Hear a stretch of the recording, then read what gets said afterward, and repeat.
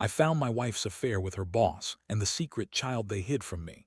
Then I discovered she forged my signature to claim half our $500, $0 house and the $200, $0 inheritance I was set to receive, all while plotting to take everything I had when I thought we were building a future.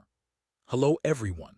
Dear listeners, please share your thoughts in the comments section below. And don't forget to like, share, and subscribe. Now, let's begin the video.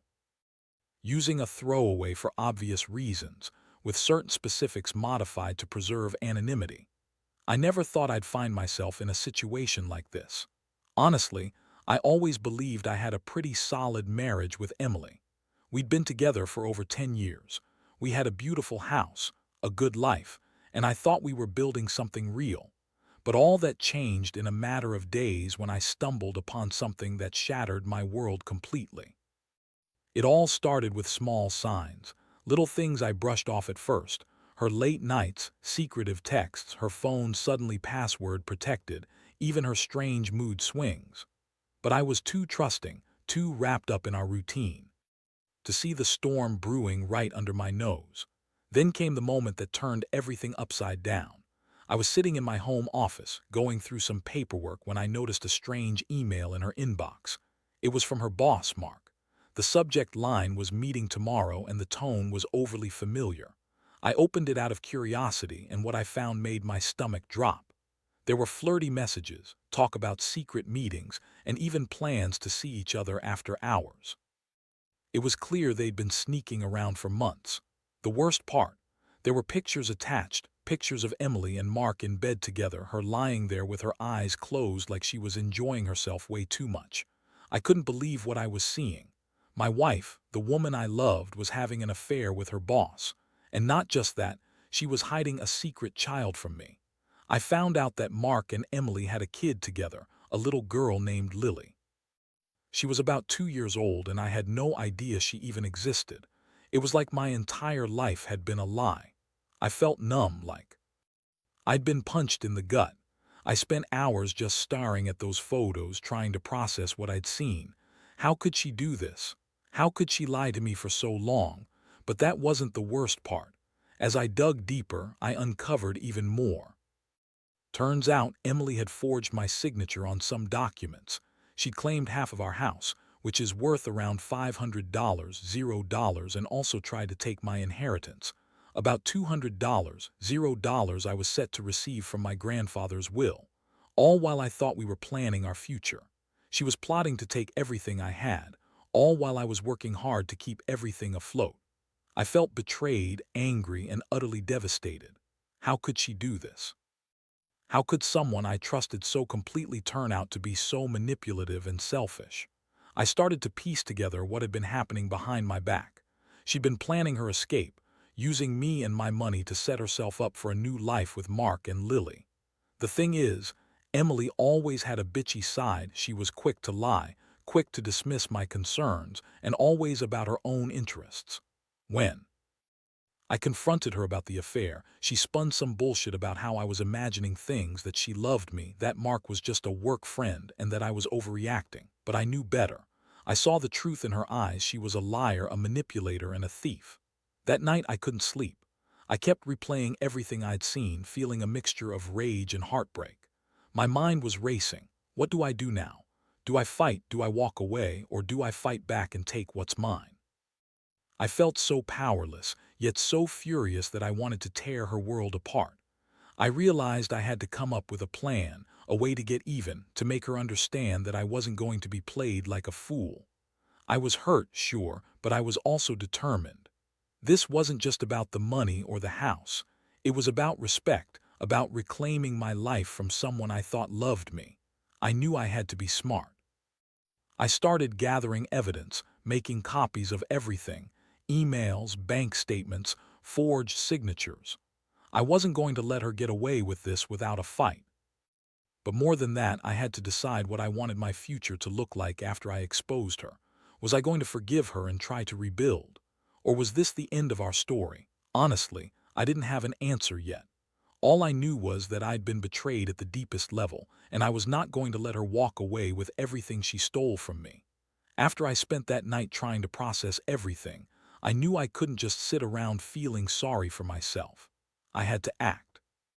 The first thing I did was start digging even deeper into her financials.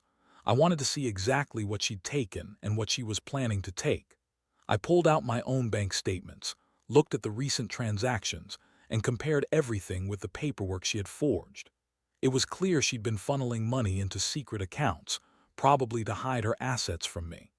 I also found out she'd been paying off Mark's credit cards, probably to keep him quiet about their little affair. The more I learned, the angrier I got. I knew I had to confront her again, but this time I wanted to be prepared. I arranged for a private investigator to follow her for a few days. I wanted to see if she was still meeting Mark or doing anything suspicious. In the meantime, I also contacted a lawyer. I needed to know my legal options, how to protect what was mine, how to stop her from selling the house or claiming my inheritance. The lawyer was blunt but helpful. She explained that forging my signature on official documents was a felony, and that I had grounds to sue her for fraud and breach of trust. While I waited for the investigator's report, I kept a close eye on her. I noticed she was acting even more bitchy and dismissive. She'd snap at me over little things, accuse me of being paranoid, and always tried to gaslight me into thinking I was overreacting. But I knew better. I could see the cracks in her story. She'd been trying to spin a web of lies to cover her tracks, but I was catching on. I started to feel a mix of satisfaction and disgust. She thought she could just lie and cheat her way out of everything, but I was about to turn the tables. Then the investigator came back with some shocking news. They'd seen her meeting with Mark in secret multiple times at various locations. They even caught her visiting Mark's house, where she was seen leaving in the early hours. The biggest surprise: the investigator had found Lily's birth certificate with Mark's name on it, confirming that he was indeed the father. That was the final nail in the coffin for me. My wife had been hiding her affair, her child, and her plans to steal from me all at once. It was like a punch to the gut every time I thought about it. Armed with this evidence, I knew I had to confront her again. I waited until she came home late one evening when she thought I was asleep. I sat her down in the living room, my heart pounding. I didn't yell, didn't scream. I just laid out everything I knew, piece by piece. Her face turned white as I showed her the photos, the bank statements, the forged documents, and the investigator's report. Her lies fell apart almost instantly. She tried to deny everything, said the investigator was mistaken, that Mark was just a friend, that Lily wasn't even his, but I cut her off. I told her I had enough, that I was done being played for a fool. Her reaction was classic Emily, defensive, bitchy, and full of lies. She claimed she loved me, that everything was a mistake, that she was going to fix it. She even had the nerve to say I was overreacting, that she deserved a second chance. I looked at her coldly and told her I wasn't interested in her excuses. I was done being manipulated, done being taken for granted. I told her I was going to take legal action, and she better prepare herself for the consequences. That was the night I decided I wasn't just going to let her walk away with my house, my inheritance, and my life. No, I was going to fight back, and I was going to make sure she paid for what she'd done. The emotional roller coaster hit its peak after that confrontation. I felt a mix of rage, betrayal, and heartbreak. I'd trusted her with everything, my heart, my money, my future, and she'd thrown it all away for some affair and a secret kid. I couldn't sleep for days, replaying every moment of her lies in my head. It was like I'd been living in a nightmare. But at the same time, I knew I couldn't let her get away with it. I had to be smart, strategic, and ruthless if I wanted to get what was rightfully mine. This wasn't just about money anymore. It was about my dignity, my integrity, and reclaiming my life from this twisted betrayal. Once I had all the evidence lined up and my lawyer briefed, I knew I had to act quickly. Emily was still playing her games, trying to act innocent, but I wasn't buying it anymore. I decided to file for legal separation immediately. I wanted to freeze all assets, especially the house and the inheritance, to prevent her from selling or claiming anything further. I also instructed my lawyer to start the process of contesting the forged signatures and the fraudulent documents. It was clear she'd been planning this for a while, and I needed to make sure she couldn't just walk away with everything. In the meantime, I started gathering even more dirt on her. I hired a private investigator to dig into her financial history and her interactions with Mark. The reports confirmed my suspicions. She was still in contact with him, meeting him secretly, probably coordinating the next steps to take my house and inheritance. The investigator also found out that Emily had opened a new bank account under a different name, which she was using to hide money. I was furious. This woman had been plotting behind my back, lying to my face for years, all while pretending to be the perfect wife. I decided to confront her again, but this time I was colder. I told her I knew everything about her affair, her secret child, her forged signatures, and her attempts to steal my assets. Her bitchy attitude flared up instantly. She tried to deny everything, said I was crazy, that I was just jealous or paranoid. But I had the evidence. I pulled out the bank statements, the forged documents, and the investigator's report. Her face twisted in anger and frustration. She screamed that I was ruining her life, that I was overreacting, that she loved me and Lily, and that everything would be fine if I just forgave her. But I wasn't having it. I told her her lies were over, that I was done playing her game.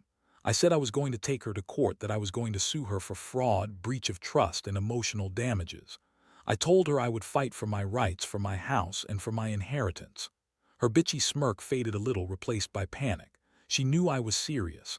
I could see it in her eyes, the realization that her whole plan was falling apart. That night she stormed out of the house, trying to act like she was the victim. But I didn't care. I sat there feeling a strange mixture of relief and rage. I was finally taking control. I'd spent years building that life, and she'd been trying to destroy it all for her own selfish reasons. I knew she'd try to manipulate the situation, maybe try to turn the kids against me, but I was prepared. I had witnesses, evidence, and a solid legal team on my side. I was determined to get justice, not just for myself, but for the betrayal of everything we had. Over the next few days, I kept pushing forward. I contacted the bank to freeze her accounts, had the lawyer file the necessary paperwork, and prepared myself for the court battle ahead. I realized that this wasn't just about money or even the house. It was about standing up to someone who had lied, cheated, and stolen from me. I felt a burning desire to make her pay for what she'd done, to show her that she couldn't just manipulate her way through life. I was done being the victim. From now on, I was going to be the one in control. In the quiet moments, I couldn't help but feel a deep sadness. I loved Emily once, and I still remembered the good times. But that love was buried under layers of betrayal. I kept asking myself how I missed all the signs, how I let her get so far with her lies. But I knew one thing for sure. My trust was broken, and I had to rebuild my life from the ground up. The road ahead wouldn't be easy, but I was ready to fight for what's mine, no matter what. The court date finally arrived, and I was more nervous than I expected. Not because I doubted my case, but because I knew what was at stake: my house, my inheritance, my peace of mind. Emily showed up looking desperate, her bitchy attitude replaced by a thin veneer of guilt and anger. She tried to spin some sob story about how she was sorry, how everything was a mistake, and that she loved me and Lily too much to lose us. But I wasn't buying it anymore. I had all the evidence, her forged signatures, the emails, the investigator's reports, and I knew I was going to win. The judge listened carefully as my lawyer presented the case, laying out every lie Emily had told, every dollar she'd stolen, and every secret she'd kept from me. I watched her face tighten as the truth was laid bare. She tried to object a few times, but the evidence was overwhelming. Her excuses about mistakes and family issues fell flat. When the judge finally made the ruling, it was like a weight had been lifted off my shoulders. The court declared that Emily had committed fraud and breach of trust, and that she was not entitled to any part of the house or my inheritance. They ordered her to return all the money she'd taken and to pay damages for emotional distress she caused. That moment felt surreal. I had fought for months to get here, and now it was finally over. I watched her leave the courtroom with a look of defeat, her bitchy facade shattered. The house was mine again, and I was determined to rebuild my life from scratch. But the aftermath wasn't just about winning in court. It was about facing the reality of what I'd been through. I felt a strange mix of relief, anger, and emptiness. I'd lost my trust, yes, but I'd also gained clarity. Emily's lies had consumed the last few years of my life, and now I was free from her manipulations. Over the next few weeks, I started to clear out the house. I changed the locks, took back control of my finances, and began the long process of healing. I also reached out to my friends and family, who were supportive and encouraging. I told them everything, and they couldn't believe how Emily had betrayed me, cheating with her boss, hiding her secret child, forging my signatures, all to steal my money. It was a brutal wake-up call, but it made me realize how important it was to be cautious with whom I trusted. Not everyone has good intentions, especially when money and greed are involved. The hardest part was dealing with the emotional fallout. I felt betrayed, humiliated, and angry at myself for not seeing the signs sooner. But I also knew I had to focus on moving forward. I started therapy to deal with the heartbreak and betrayal, and I promised myself I wouldn't let this define me. I learned a lot through this ordeal about honesty, trust, and the importance of protecting myself. I also learned that revenge, while satisfying temporarily, doesn't bring true peace. What matters now is rebuilding my life on my own terms and ensuring I never fall into this trap again. Looking back, I see how this experience changed me. I became more cautious, more aware of the red flags. I also learned that sometimes you have to fight hard to protect what's yours. Emily thought she could manipulate her way out of everything, but I proved her wrong. I fought for my rights, my dignity, and my future. And in the end, I came out stronger, not because I wanted revenge, but because I refused to let her destroy everything I worked for. If there's one thing I want others to take from this, it's this: never ignore the signs of betrayal. Trust is fragile, and once it's broken, it's incredibly hard to repair. Protect yourself, stay alert, and don't be afraid to fight for what's rightfully yours. Because in the end, nobody's coming to save you. Sometimes you have to do it yourself. After everything was settled legally, I thought I'd finally get some peace. But honestly, the emotional scars ran deep. I spent days just staring at the empty house, feeling the weight of betrayal pressing down on me. The house was mine again, yes, but it felt hollow without Emily and Lily. I couldn't shake the feeling that I'd been played for a fool for years. Every time I saw her bitchy smirk or heard her excuses, I remembered how she lied about everything: her affair, her secret child, forging my signature, trying to steal my inheritance and our home. It was like waking up from a nightmare, but the scars stayed. I decided I had to focus on rebuilding myself. I threw myself into work, trying to drown out the memories. But in the quiet moments, I would think about her, how she used to be, how she turned into this manipulative, selfish person. It made me realize how important it was to be cautious moving forward. I started reading about trust, relationships, and how to spot red flags early. I also began to see how naive I'd been. I trusted Emily blindly, thinking she was perfect. Now I understood that sometimes people hide their true selves until it's too late. One thing that really hit me was how much money played a role in all of this. Emily's greed was staggering. She'd been planning her escape for months, using my assets to fund her new life. I found out she'd been siphoning money into secret accounts, paying off Mark's debts, and even trying to claim half of our house by forging documents. That realization made me angry all over again. Money had become a weapon for her, something she used to manipulate and control. It made me realize I needed to be more careful with my finances, to protect myself from people who might want to take advantage of me. I also had to deal with the aftermath of losing trust in someone I loved. It was a brutal lesson in human nature. I learned that appearances can be deceiving, and that sometimes the people closest to you are the ones who hurt you the most. For a while, I felt like I'd lost my faith in relationships altogether. But over time, I realized I couldn't let this experience turn me into someone bitter. I had to forgive myself for not seeing the signs sooner, and I had to forgive Emily, not for her sake, but for my own peace of mind.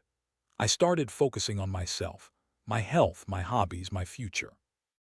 I took up jogging again, something I'd neglected during the chaos. I reconnected with friends I distanced myself from during the marriage.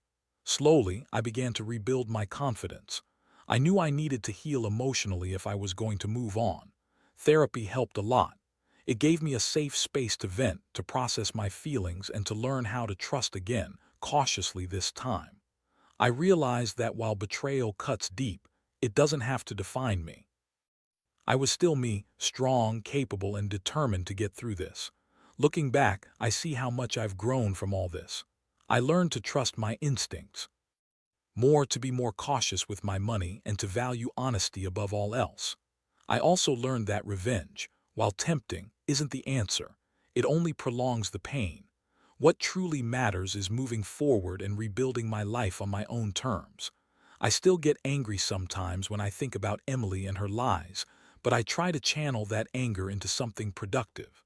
I want to be better, stronger, and more aware. Because if there's one thing this whole ordeal has taught me, it's that life can throw you into the deepest trenches, but you have to find a way to climb out. And I intend to do just that. Now, looking back, I realize I've come a long way from that shattered man who found out his wife had been lying, cheating, and stealing right under my nose. The process of rebuilding has been brutal, but it's also been eye-opening. I've learned more about myself in these past few months than I ever thought possible. I learned to trust my instincts, to listen to that gut feeling when something doesn't sit right.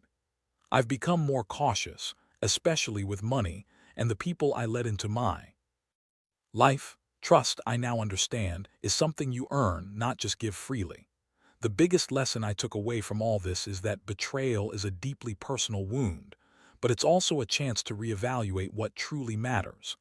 I thought I was building a future with Emily, but it was built on lies and greed.